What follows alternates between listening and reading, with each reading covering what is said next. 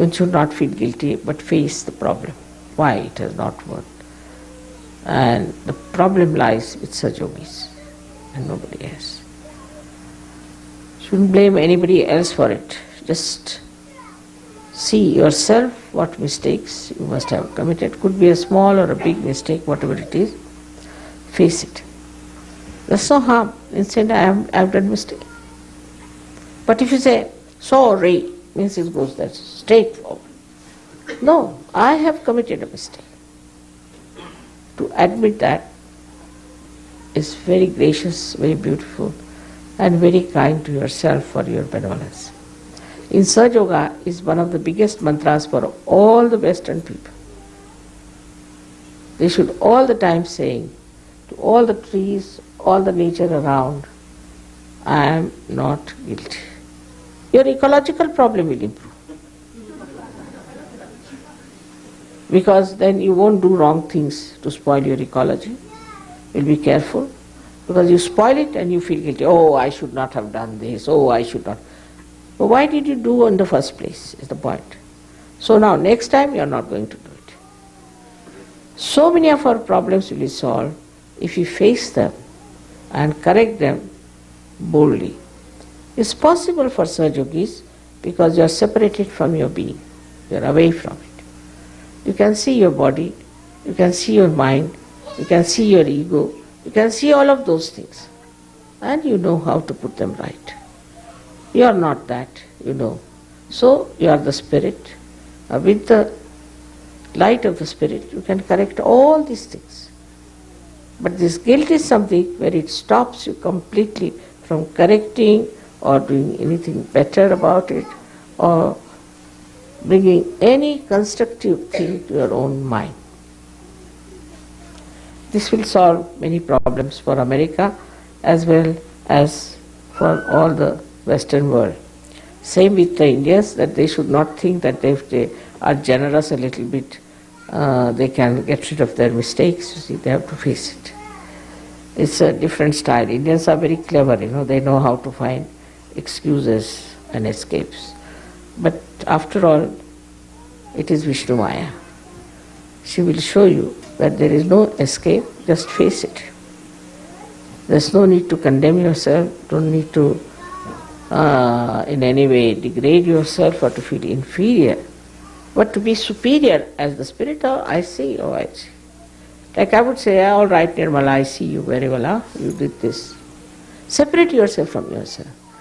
You can talk on the mirror, you can go to the river and talk there, or you can go to an ocean and tell them that, see, I have done this mistake and now I am not going to do it. You can make promises to all these elements. Once you make these promises, this Vishnu Maya will receive the message and she won't enter into any one of these elements to disturb you.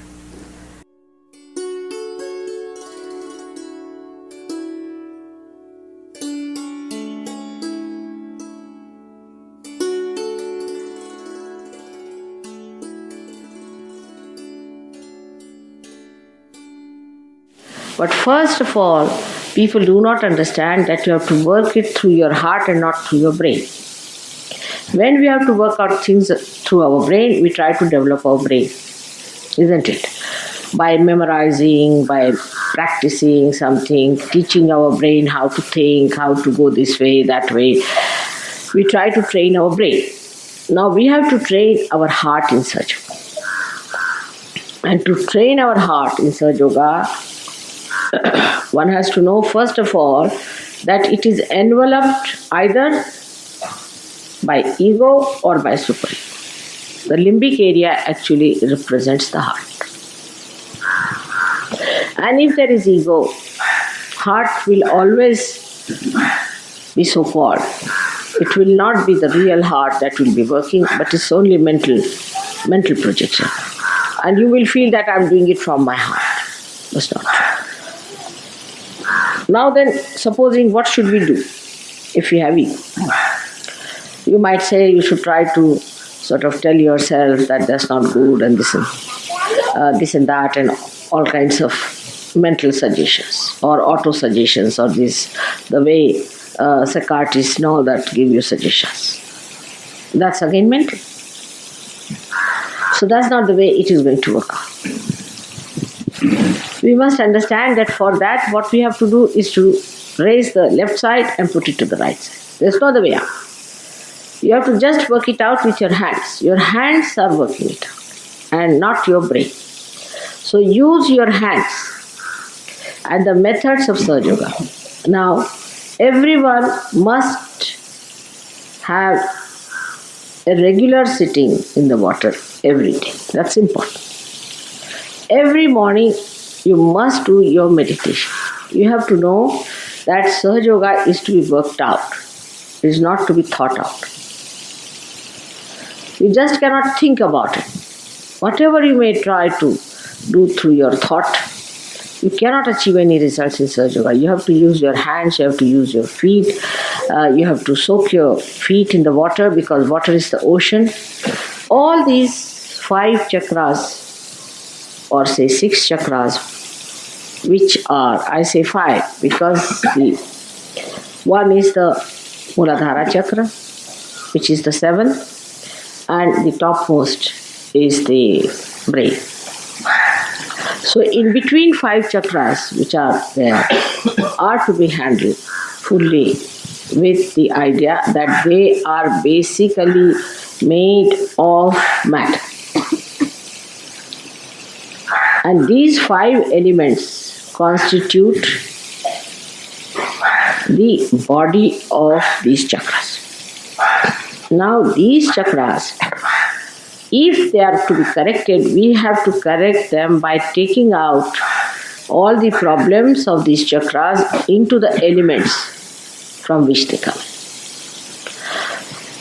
For example, a person who is a very right-sided person, so he has to give a balance by the left side. Of course, raising with the hand is all right, but what about the element? Right-sided person has all the elements which give heat. You can say the light, we can say the fire. So for people who are right-sided, the light is not going to help much. Like if you put the light before the photograph, and those who are ego-oriented people, if you just use the light, it's not going to work out. So what is going to work out is the Mother Earth and the water element, which is cooling.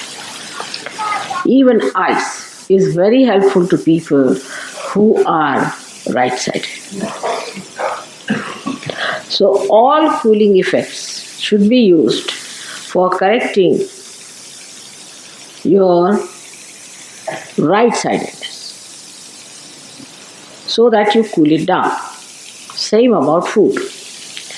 In food, those who are right-sided people should take to foods which are left-sided, that is carbohydrates. Means they should become partly vegetarians or quite a lot of vegetarians. And should eat things at the most like chicken, but not fishes, not seafoods, because they are all hot.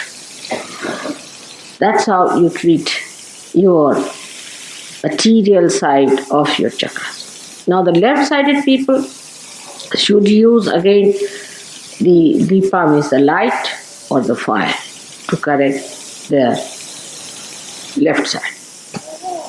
Also in food, such people should take more nitrogenous, means protein, and foods like that.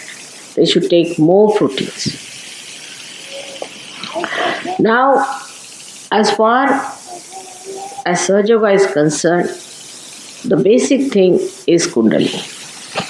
And the Kundalini, as I have told you, is the pure desire. Again, listen to it carefully, pure desire. That means all other desires are impure.